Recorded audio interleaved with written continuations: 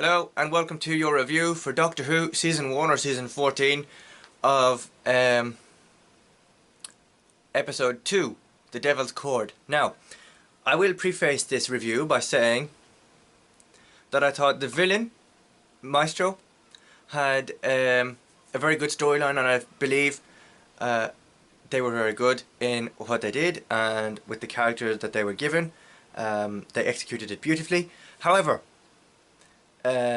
given that this is kind of a, I suppose, musical episode of such, I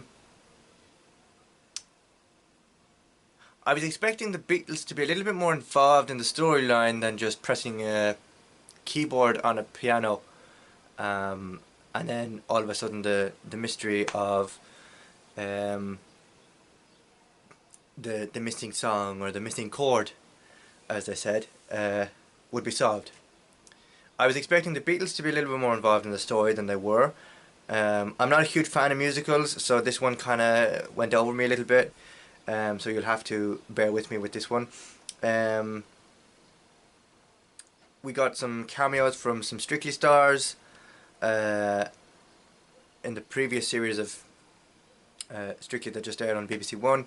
Last year we got cameos from Shirley Ballas. There's the head judge of Strictly Come Dancing, and a Strictly Come Dancing professional dancer, Johannes, also appeared in the episode. And you can catch the episode on BBC iPlayer as well as the behind the scenes of the episode on BBC iPlayer under the banner of Doctor Who Unleashed. Now, I'm not a massive fan of musicals as a whole. To be honest, I could have done without this episode, if I'm completely honest with you. I don't think there's a need for Doctor Who to have big musical elements. Okay, keep it with sci-fi and fantasy, but don't overwork musical episodes into a series that doesn't necessarily need them as a plot point. We got to learn some history about the Doctor and who he is, and he made reference to the original series from 1963 to 1996. No. Yeah. 1989. Sorry. That was there was a nice reference there. There was also a reference to the Doctor's granddaughter, Susan, which I believe I've seen many theories online saying that Carol Ann Ford will return at some point in the season 14 season 1 series, making an appearance there, so I'm looking forward to that one. I liked the costumes of the characters, particularly Maestro's musical outfit, and Ruby Sunday's 60s attire, as well as the Doctor's blue navy pinstripe suit. Overall, as an episode, I could hit or miss this one, skip it. You know, I've only watched it twice. I don't see myself watching it again for a third time. You know, it's alright to have musicals in episodes, but don't make the whole episode revolve around a musical number and then not involve the Beatles as little as you did. I was expecting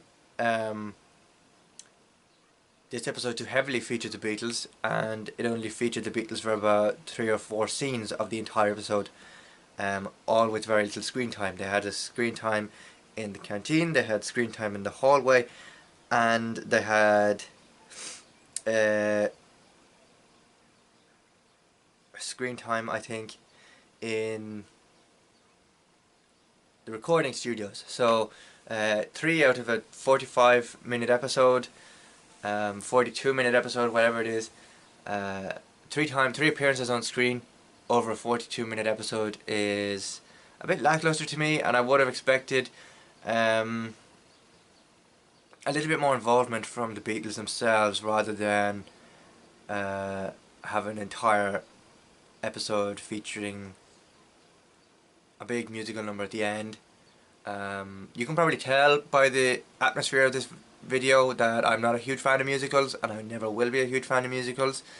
They just don't, I don't feel they sit right with me.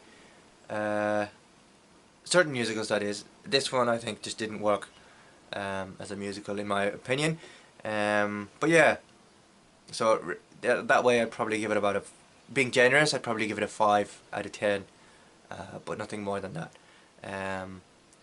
I'll be back soon with my review of Boom.